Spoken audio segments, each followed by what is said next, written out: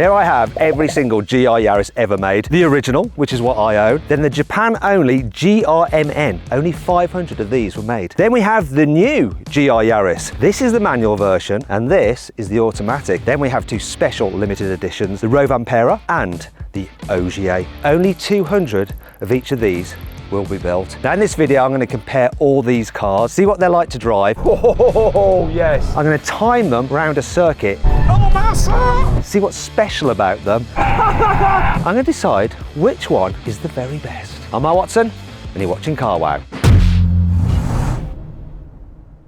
To compare these cars, I need to start at the beginning, and the first generation GR Yaris. Released in 2020, its 1.6 litre 3-cylinder turbo engine in Japanese spec has 272 horsepower and 370 Newton meters, a switchable 4-wheel drive system with Torsen LSDs, front and rear, and a 6-speed manual gearbox. Just so you know, European versions of the GR Yaris have slightly less power and torque because they are fitted with petrol particulate filters to get them through strict European emissions regulations. I'm going to test it on Toyota's newly opened Shimoyama Proving Ground. This 5-kilometre route has been designed to put a car under the same kind of strain as the Nürburgring, only it's a quarter of the scale. I mean, this thing has only just opened and no one's filmed on it before. I'm learning the track in the original GR Yaris because I'm familiar with this car, plus it's going to familiarise myself again with this before I go into the other car, so I've got this as the baseline for the comparison. Oh yeah, there's quite a lot of twists and turns and elevation changes straight away. Up a hill, down a hill, into some crazy bends. This is a crazy course, this is. Lots of sections to really test a car, and this particular turn's a bit of a tricky one because it gets tighter and tighter and tighter. Oh, that's a good thing about the GR Yaris. Small and nimble. I love this car. To fully understand how Toyota has improved the GR Yaris, we need some baseline data. So now we are going to time the old car on a flying lap around a short handling circuit with the help of endurance racer and GR development driver Masahiro Sasaki. Okay then, here we go. Flying lap in the original GR Yaris. Starting the clock now. Whoa. Oh, you can feel the 4-wheel drive system just hunting for grip. Oh, massa! Oh, dude! He's not holding back. Wow. Obviously, he's got all the driving aids off.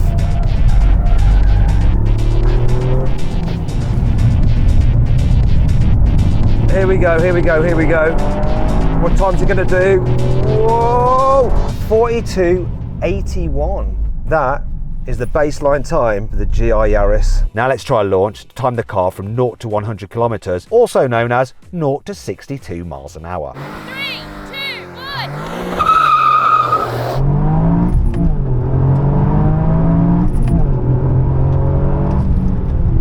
1. Look good. Yeah, about 5.36. Now we come to the GR Yaris Gazoo Racing Meister of the Nürburgring, or GRMN for short. Its carbon roof is exposed and joined by a carbon rear spoiler and carbon bonnet. These, plus less soundproofing and no rear seats, save 20 kilograms over the standard car's 1,280 kilogram curb weight. There's extra stiffening too through extra spot welds and more bonding to the chassis. A rear brace bar, Bilstein adjustable dampers, stiffer springs, a 10mm lower ride height, wider wheels, revised front and rear bumpers for improved aero, a retuned all-wheel drive system, mechanical instead of Torsen differentials, a close ratio gearbox, a heavy-duty clutch, recalibrated steering, lower-mounted racing bucket seats, and Alcantara on the steering wheel and gear knob. And while peak power remains the same, torque is up to 390 Newton meters. Only 500 GRMNs were made and instantly sold in Japan through a lottery system, despite the £50,000 price tag. So, was this car worth it? Now, this car was a special project. Akio Toyota spent a lot of time working on himself personally, so I'm expecting it to be pretty blooming good. And straight away, right, within the first 100 meters, it feels special. I mean, that is helped by the fact these seats are so much better. The lower driving position by 20 millimeters. The steering is definitely sharper and more responsive. It really does feel like a race car. And just the suspension, just more sophisticated. This is the turn which is tricky, and wow, the way this just tucks in, absolutely no problem at all. It almost feels like it just needs more power because the chassis is so blooming good. I so wish we had this in the UK. This would have been really popular. You know, loads of people with Ferraris and Lamborghinis and huge car collections, they all bought GR Yarises to add to their collection because it's such a special vehicle. Well, those kind of people would have lapped this particular car up. If you got that kind of money, this is the one you would have wanted. I was literally blown away by how good that GRMN felt to drive. But how would this translate on a flying lap? Right then, Massa, I'm expecting great things from the GRMN. Let's see what you can do.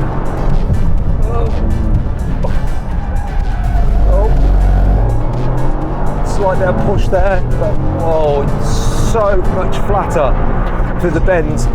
I want the speed through there. Oh, yes. This is going to be quicker for sure. Oh yeah.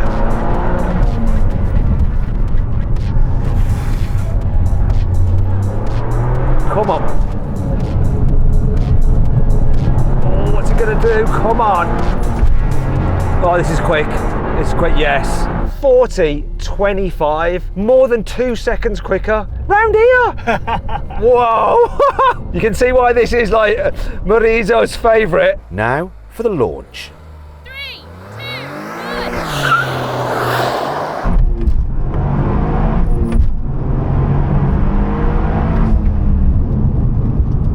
1. Look good. Let's find out the time. 5.22. The extra body stiffening of the GRMN has been carried across to the new Generation 2. And as part of Gazoo Racing's constant drive it, race it, break it, and then improve it philosophy, the Gen 2 model has an uprated, stronger engine with 300 horsepower and 400 Newton meters of torque in Japanese spec, strengthened gear links, a tougher differential, and revised settings for the all-wheel drive system. There's also stiffer suspension, different geometry, and exterior design tweaks for better cooling. Inside, a 20mm lower seating position and lower mounted rally-inspired dash with digital dials may not look pretty, but they are welcome. Problem is, in the UK, the price has gone up from £33,000 for the Circuit Pack edition to £45,000 for the new car, which is only available with the Circuit Pack. Is it worth the extra money?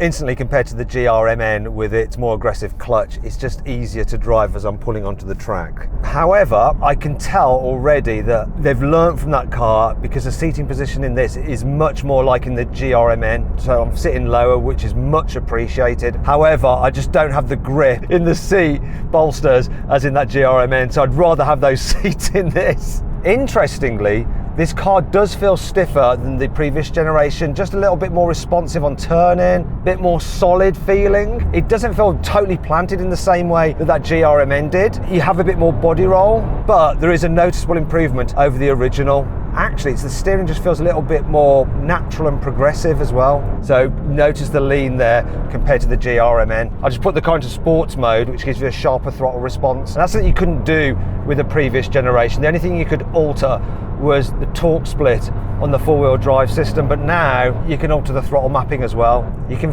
feel the extra power, or maybe it's a placebo because it's not loads, it's like 30 horsepower. It just seems to rip its way to the red line a little bit more eagerly than before. They altered the gear shift slightly, made it a little bit stronger as well after testing it to destruction during rallying. The question is though, how much quicker is the new GR Yaris than its predecessor on a flying lap? Right then, Gen 2 GR Yaris manual. Let's see what we do.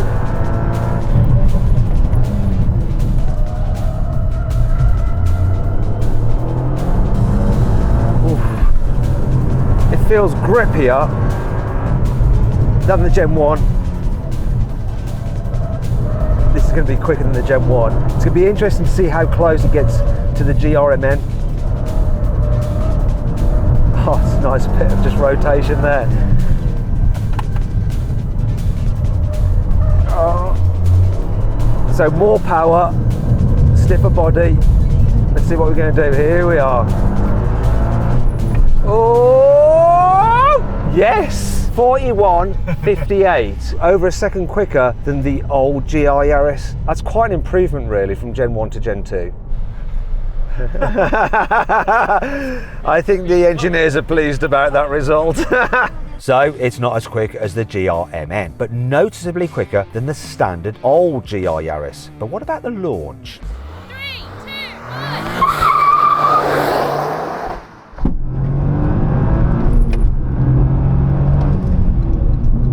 Let's see if that was quicker than the old GR Yaris. Yes, it was.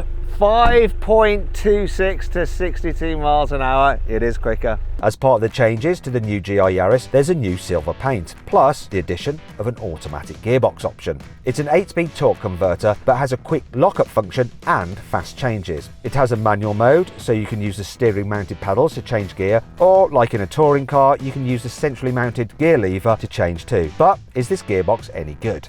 I think I'm going to be able to explore this track a little bit better in the automatic version, because I'm not going to have to think about changing gears quite so much, although I'm going in manual mode. And I think my first criticism would be the fact that I'd like the paddles to be a bit bigger. They're very much like the size that you get on VW group cars, which aren't large enough. I mean, with this kind of car, I always drive it in manual mode with the paddle shifters. Less involving, yes, in some ways, but when you're on an unfamiliar, tricky circuit like this, it actually helps you out. On the road, I like the added involvement of the manual. It's quite good auto. It's not a dual clutcher. In some ways, I wish it was a dual clutcher, like you get the more instantaneous gear shift, but it's not dead slow, and you do get a little jolt in between gear changes to add to the drama. Well, I'm gonna whack it into auto mode and see how good it is at figuring out what to do. Will it pick the right gear for me as I exit this corner? I think I'd rather have been in a lower gear there, to tell you the truth. Everyone goes on though, oh no, you want the manual, it's more involving. But I think when everything's electric and there's not even like paddle shifts, I think we'll enjoy it. We'll look back on them and go, actually, they were far more involving than we actually gave them credit for back in the day. But the main thing about this, just opens it up to a wider audience. However, I'd be interested to see if it actually makes you quicker. While I prefer to use the paddles, Toyota's engineers say full automatic is actually quicker than going in manual mode. And so that's how Massa is going to drive it for this flying lap. So let's see how this does. He's really fast at changing gears manually, but this should be quicker. We'll find out though. It's running in fully auto. That's a recommendation of the engineers. Oof. Oh wow, he's absolutely smacking the crap out of this car.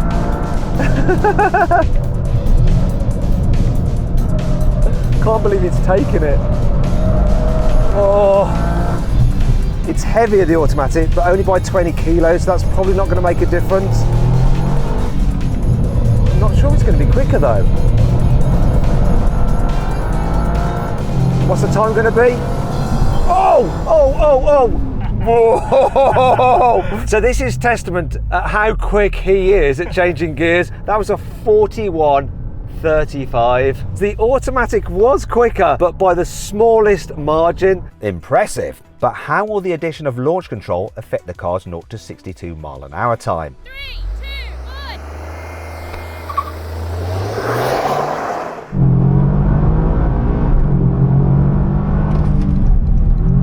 1. So that had launch control. I wonder if it made a difference. I don't know, his launches were pretty good in manual. I think it'd be more on the gear change. So the time to beat is 5.26. That's what he did in the manual. I think the engineers are interested to find out. Oh! 4.99, sub 5 seconds. Well done.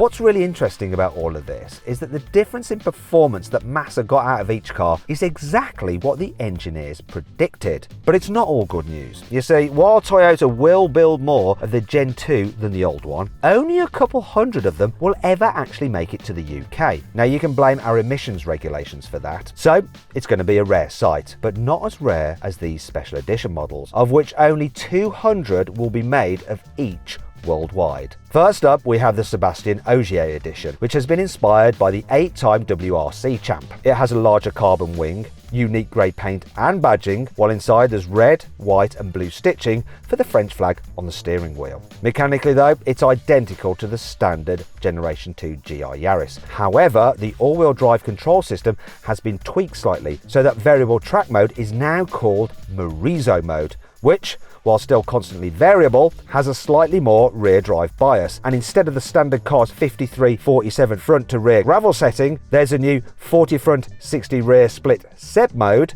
as preferred by the man himself. In case you're wondering who this Morizo character is, well, it's actually the name that Akio Toyoda goes by when he's racing, sort of like his racing driver alter ego, in the same way that Bruce Wayne is also Batman.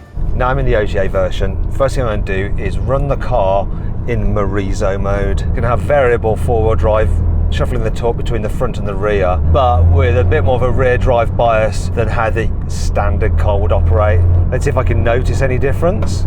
This tightening corner here. And get on the gas through here.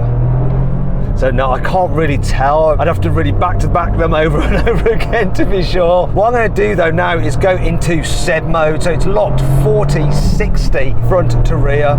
Now with my old GR Yaris, I like the sport mode where you had like 30-70, but I felt it was a bit too rear, whereas I quite like this distribution because it still feels a bit rear drive bias, but you are getting the benefit of that front diff, just like hooking up the nose. And this is where you want quite a bit of torque going to the front, coming out of a tight turn like that, because you can just get the front diff hooking up and dragging you out of the bend. Next is the Calais Rovampera edition. Not only does it have a wilder 3-colour paint scheme designed by Calais' mate, the carbon adjustable rear wing is taken from the GRMN. Unlike with the OGA, there is a mechanical change to the all-wheel drive system with a slightly different ratio that enables the front and rear wheels to spin at the exact same rate when you switch the car into its new donut mode, which replaces gravel mode of the standard car. Meanwhile, there's a new Calais mode, which replaces the standard car's track setting. This has more rear drive bias when you're first turning into a corner, then goes more to 50-50 when you're going through the corner to help pull it out of the turn. So I'm going to start off in Calais mode. So the idea is that you get the best of both worlds. You get that initial thrust getting pushed out the corner, but then you've got torque going to the front to help hook you up and really engage that front diff.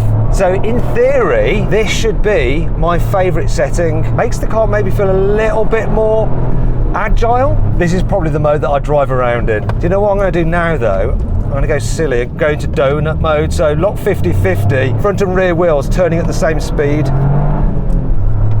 Actually, that feels a little bit less agile, almost a bit more pushy. Yeah, I'm not sure that's right for on the road.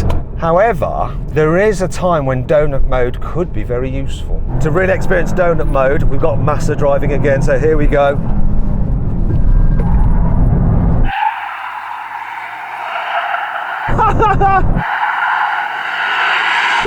That was wicked.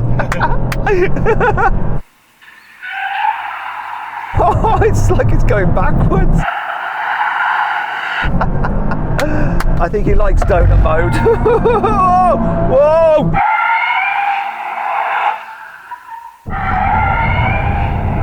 Whoa, dude! Oh man! And what a way to finish!